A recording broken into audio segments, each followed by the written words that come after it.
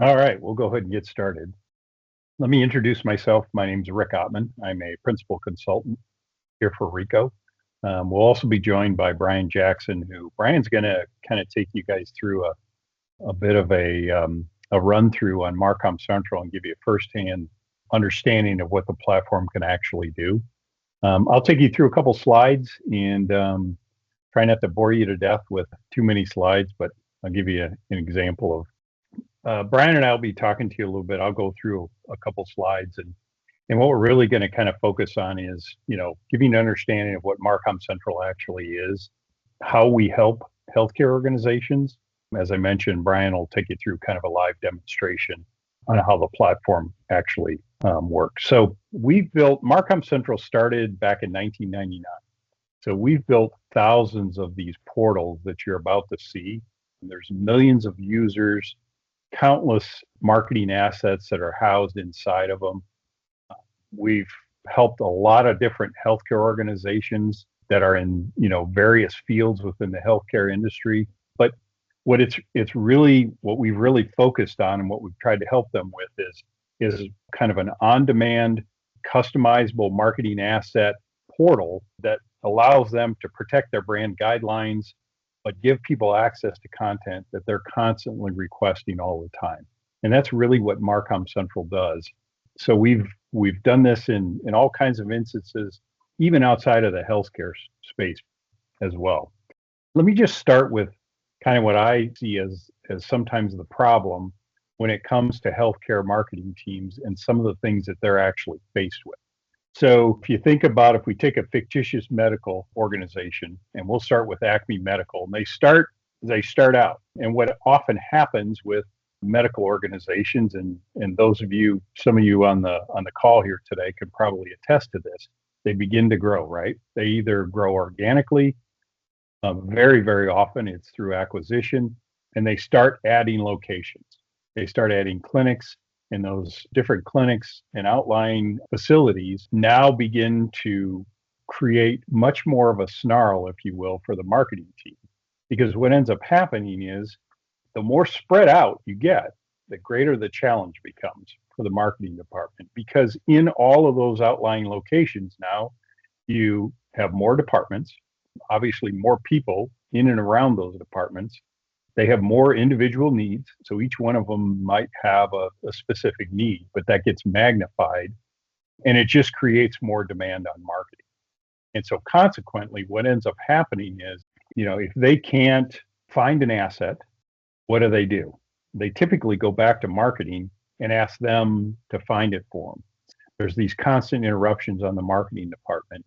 If they have a tool in place that they use and somebody gets frustrated because they can't find it, the user adoption of that tool just goes away. And then the last thing that has a tendency to happen is if they can't find what they're looking for, or marketing can't respond quick enough, God forbid they get creative on their own. And that happens sometimes. They decide to just throw something together because they feel like they're a marketer, if you will. So again, the more spread out you get, it's not real as much of a problem when you have fewer locations, but as you begin to expand in lots of locations, lots of field people, field employees, a distributor or dealer network in the healthcare space, obviously that's generally equates to, lots and lots of locations. It can be kind of difficult for the marketing department. So the core tenets really of what MarcomCentral does is to centralize everything. So you have one neat place to keep everything. It allows people to customize content within the confines of the rules that you set in place, right? So you build all those brand guidelines. The last thing you want is somebody going against those or not adhering to them. So we can control that. And then lastly, distribute that content. Once somebody interacts with it, they're going to want to do something with it. Okay. So really, at its core, MarcomCentral allows you to centralize, customize, and distribute content, everything about your brand, including keeping those documents accurate, and in your case, in the healthcare space, compliant. That's a must. So every one of our platforms includes unlimited user access, and we give you full admin rights to the platform. So we can certainly support you But if you want to manage the entire thing on your own, we give you those rights to actually go ahead and do that. So here's the kind of the core of what MarcomCentral does, and it's all built around these customizable templates. And the reason we can do this is because right at the center of MarcomCentral is one of the most powerful variable data product softwares in the world called Fusion Pro. And it allows us to create very simple templates to account for variability or very, very complex templates. But the point in all that is marketing now can create a template like you see on the screen that can generate this asset, let's say in InDesign, but only ever do it one time. Because MarcomCentral will account for all the possible variables that could hit that form. So I can create my version of that asset. Brian could create his, Robert could create his. And marketing knows that asset is locked down, so they can't mess with the brand guidelines, but I can create my own version of it within the rules that marketing has allowed me to do. That's kind of the core of what MarcomCentral really does and does really, really well. And O'Brien will show you that here in just a second. So the last piece of this is kind of what I talked about, distribution, right? So if I interact with an asset, when I'm done with it, I'm going to want to do something with it. And it could be as simple as I want to download it to my desktop and I'm going to email it to somebody. Or maybe I want to post it to a social media site or email it directly out of the system or send it to be printed and fulfilled. You know, heck, it could be anything from a print shop you have in the lower level of one of your facilities, or it might be a print fulfillment center that's halfway across the country. Doesn't really matter to us. We can kind of facilitate that entire thing as part of the platform. So, all right, so let's get to the demo, and I'll turn it over to Brian and let him grab the screen and kind of take you guys through a sample MarcomCentral site. All yours. Excellent. So what we have here is a fictitious healthcare company that we've called Seaside Health. And we have a portal set up that acts as an area where you can customize and distribute your marketing content for Seaside Health, right? And one of the important things to keep in mind is that everything that you see here is customizable by you. This could look however you wish, but one of the great things about it is no matter how you customize it, your site is going to be 100% responsive based on the screen size of the users that are accessing it. So everything that you see me do in this demo, you're able to do on your mobile device. Now, I don't have the actual numbers in front of me, but anecdotally, I would imagine that we all enjoy the ability to basically pull out a phone and make an edit, push an order through, etc. So that's something that's very helpful. And in addition, this site may be customized based on user group permissions. So certain users, you may not want to see Northern California because they're based in Southern California, and vice versa. So you're able to change the user experience based on those permissions, and thus really enhance or lock down the experience your users have when accessing your marketing materials, right? So with that said, let's go ahead and jump into one of the categories. Here we have one that is called BioCards. Let's go ahead and access that. Now we see a nice clean presentation with both static and versionable assets, right? Static assets that, you know, they're completed and they are not set up to change, right? Maybe they're drawing from an inventory, et cetera, et cetera. Those can live alongside our customization or customizable templates as well. But all of those use metadata that ties into our advanced search and filtration facets that we see here on the left. Now, again, these are optional and completely customizable by you. And their point is to help you kind of navigate your way around the site and fight file sprawl, right? So let's say you have a user that comes in and he or she is looking for something and they're looking for something that is English language, right? We've already seen that filter down a bit, and maybe they're looking for something for the broker audience member, right? There we are. Key personnel bio cards for brokers, right? So very easy to sort through what you're looking for. In addition to that, we have the ability to stand up an Amazon style search feature that can look and return ranked searches based on popularity. So if I choose bio, notice that I'm not only going to get a list of bio cards, but I'm going to get some of the top results, some of the most popular, right? Because just like with Amazon, if you did a search for t-shirts, you don't want to return all the t-shirts. You want to be able to key in on what's the most popular and be able to add words to your search to narrow that result down. I can also search by other things that maybe I know that certain other people don't, such as a template ID number, in this case, a specific bio card that I'm looking for, right? Very easy to find. There it is. So let's go ahead and click on that. And what we're going to do with this bio card is we're going to see some of those customization options that Rick was just mentioning when it comes to altering a template.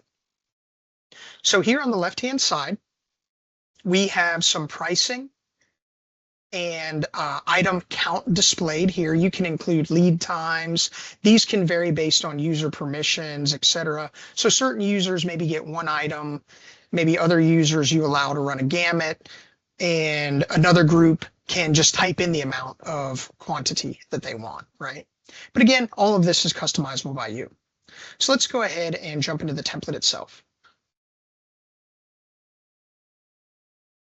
Now, what we've done is, working from an original InDesign document, we have created a piece of client-friendly artwork that can be shaped and molded to, meet whatever needs you want the user to have. This could be locked down. This could be opened up, but typically you want to go ahead and put those guardrails on your branding, right? You don't necessarily want a ton of open fields where they can type in whatever they wish. And maybe you also wish to piggyback an approval process on top of that so that somebody will check out the work before it goes to print. We can do all of that here. So let's go ahead and see how we can implement a choice consequence model. So I have one department with one particular doctor, but if I choose another one, orthopedic surgery, notice that now I have different doctors to choose from. Let's go ahead and choose Clive, right? I can also make choices like things like the layout of the card, right? So in this case, I have a bio paragraph with some pre-filled text, and I have a character count limit on that text, but maybe I want to use bullet points. I can do that as well. So let's go ahead and type some in here. Here we go. And maybe I want to stop at 3. I don't want to do 4 and 5. Or maybe I want to do 5 and it will skip 4 and move 5 up. We can control a lot of different things with our template here. Notice I have some pre-filled information here. This has already been set up by the admins to show the appropriate information, but they've also left it open so that someone could make a change if they wish. This could be locked down if you wish. It could change based on, the doctor you select. We have things like user profiles that could populate in there, etc. Now here, we've included some legal text at the bottom. We've opened this field up so that folks may type stuff in, but we've pre-filled it with a basic disclaimer that I can use our rich text editor to alter as I see fit. So notice I'm going to make the word disclaimer bold there. And maybe I want to upload a logo or I want to choose a logo. And what I've done with this particular template is I've decided to match logos or match colors based on the logo that I choose. So let's go ahead and grab the heart logo and watch what happens to this color bar at the bottom. Let's go ahead and preview that. And what's going to happen is the choices that I've made are going to filter through this template and alter it. but all within the boundaries of the marketing guidelines that have been set for me. Let's go ahead and zoom in. So notice here we have Clive, we have his department, we have text here, and I've done a long entry to show you how we can test the wrapping, but how it can adopt the format of the bullets. So you don't have to worry about this snapping over to the left and looking a little awkward. It's going to go ahead and line up, and it's going to honor that font, color, size, and spacing. The bold area of my disclaimer has come through, and with the red heart logo, my color bar at the bottom has changed to match that. If that looks good, I'm going to go ahead and hit done. And I have some options here, again, customizable by you. I could share this via email, and I can change the file type, right? I could also enable the ability to post this on social media if I wished. I can download it, and again, you can control the file type, and you can even change the options based on the user that is accessing this. So certain users, maybe you don't want them to be able to download anything. You just want them to add to cart, which we're going to go ahead and do right now. I'm going to pick a quantity. I'm going to add that to my cart. And what you'll see here on the top left is that I have a nice little snapshot of what I've done thus far. Notice I have the thumbnail of what I've created, and my SKUs have updated based on the choices that I've made. So let's go ahead and proceed to checkout.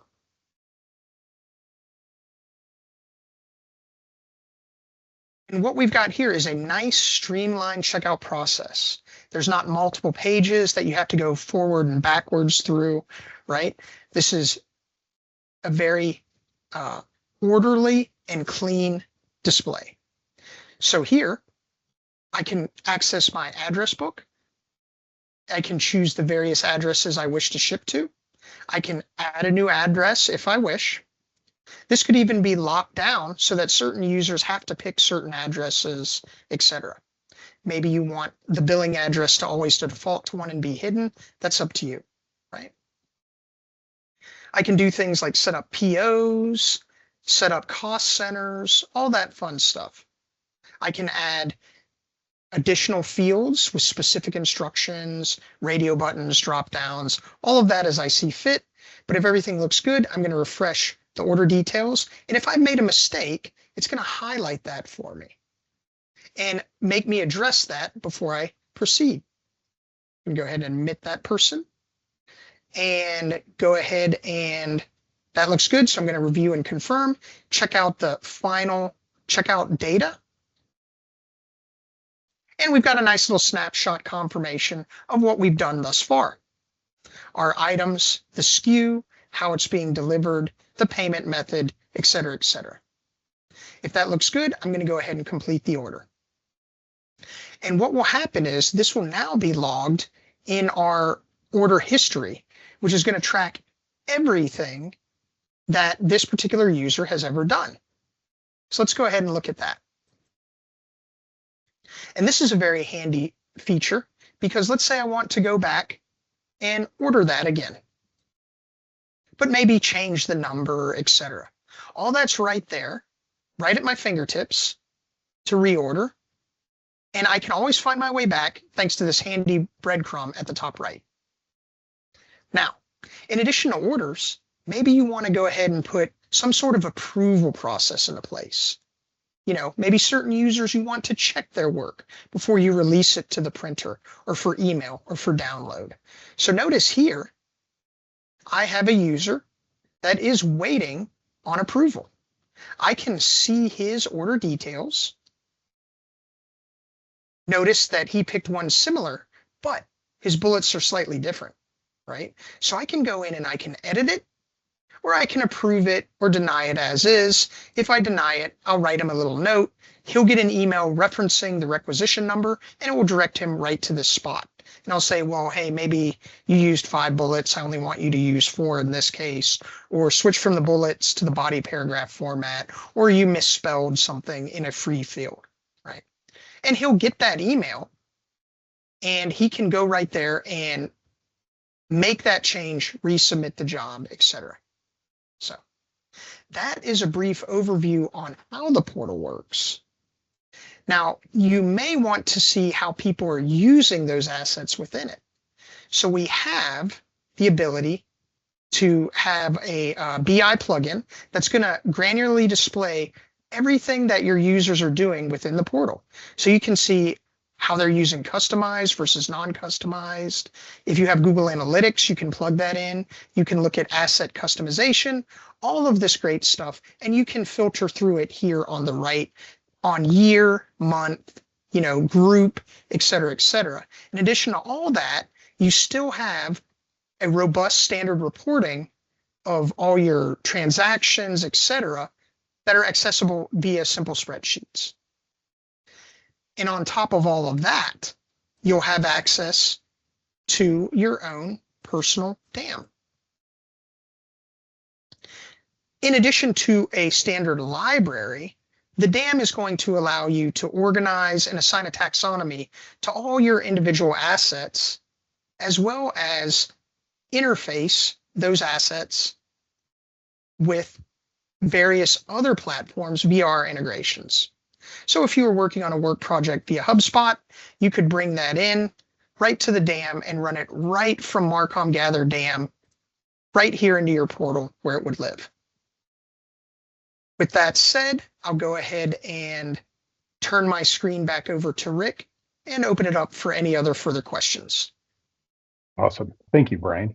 Yeah, so let's just pause there for a second and I'll open it up. And does anybody have any questions specifically about maybe a particular use case that kind of came to mind, or something in general that we're able to manage when it comes to content, and maybe to the degree that we might be able to do that? The other thing I want you to keep in mind, and maybe Brian, I'm going to have Brian pull this back up again and give you guys an example of this, is, and I think this is one of the reasons that we've, I think, done fairly well in the healthcare spaces, or any industry where compliance and regulation comes into play. Oftentimes, if that changes on content that you're required to have on there, it can be difficult sometimes for a marketing department to make sure that they captured every asset that was displaying that information and update it in a pretty efficient way. Brian, I don't know if you can grab a brochure or something on here and then kind of talk through how our kind of universal update works when it comes to things like footer language or different compliance things that actually is on there. I do have a good example of that. I'm going to go ahead and switch portals real quick, sure, because I have one that has a robust example of our ability to use XDFs so that you can make one change that's going to filter to many users, right, and to many templates. So here, what we're also going to see is kind of the flexibility of this system. This is the same platform, but the portal design is very different, right?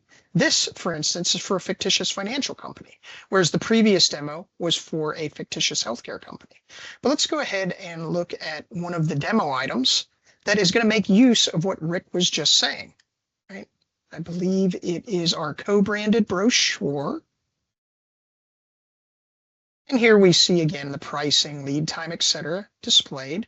But what Rick was pointing out, and where this can be very helpful in managing your workload, is we allow you to access regular old Excel spreadsheets. And you can have one spreadsheet that can tie to many templates. So you don't have to rely on entering information over and over and over again.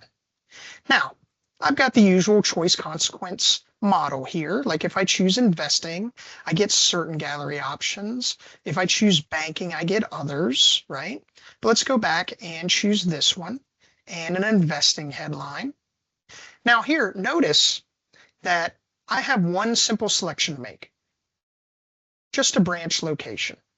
However, below it, there's no address to, city, state, zip, phone number, website, etc. I have that all centralized in one simple spreadsheet. This spreadsheet is tied to about 20 or so templates on this site. So let's say my Solana Beach office moved locations, moved across the street or something like that. I don't even have to be a designer. Someone could just pull down that spreadsheet, update the address, upload it. Now all my templates show the correct location. Similarly, using a disclaimer, someone from legal department could pull down that spreadsheet, upload the disclaimer, right? And make one simple change. They don't have to know any coding, any design. And now all my disclaimers are updated and my documents are within compliance again. So notice here, I chose Solana Beach. Let's go ahead and zoom in. It grabbed the branch address, the secondary address, the suite address, the city, the state, the zip, the phone number, and the website, put them all in there, and it honored the original font size, the leading, the color, etc. So very easy to use, and it really reduces your workload, whereas also it makes sure that there's less chances for mistakes as well. And again, no coding or anything like that required. Just have to understand how to edit a spreadsheet. So any questions on that? All right, I'll turn it back over. All right, thanks, Brian. Well, that should kind of give you guys a reasonable understanding, at least what MarcomCentral does.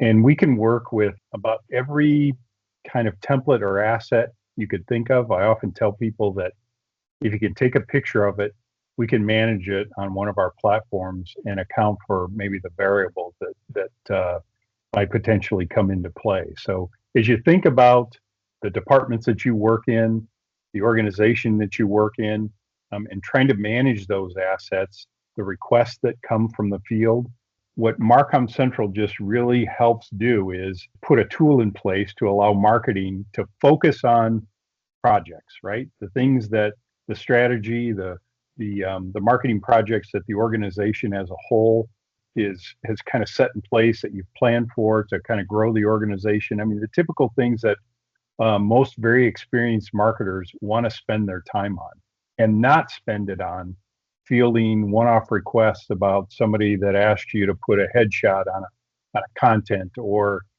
change an address on something, or essentially create a version of that asset that applies only to that individual. And like I said, MarcomCentral just allows you to account for those variables, create the assets a single time, whether that's a business card, letterhead, a billboard, a sign, virtually anything, and each individual can come in and customize that content. So hopefully you got a little bit of an idea of what you can do with it. And if you have any other questions further, we'll be sending out a copy of the deck that we kind of went through, a couple other things on MarcomCentral, my contact information, as well as Brian's. And we can certainly hook you up with somebody to speak further about it if you decide you want to learn a little bit more about it. So with that, I don't know, Robert, I'll double check with you and see if there's anything that popped into the chat before we cut everybody loose here. Thanks, Rick. We don't have anything in the chat today. Awesome. And I did notice in the Q&A, though, somebody asked a question about how it handles bleed for printers. So that's actually one of the powers of MarcomCentral. Is our background is actually in the print world. Let's say, for example, we can handle about every flavor of a PDF as you want, but we can render those files once somebody goes in there and customizes it to account for those bleeds, crop marks, whatever, and essentially deliver a print ready file to whoever the print provider might be, and they can basically go to press with it. So we work really well with all kinds of different print devices. In fact, that's kind of how we got our start. It was the original reason that I think Rico acquired us, is because of our expertise in the print world. So, but if you want to talk about that further, Mike, we can certainly do that. Any other questions before we let you guys go? All right. Well, thank you all for taking time out of your busy day and spending a few minutes with us. And we look forward to talking to you again. Thanks again, everyone. Take care.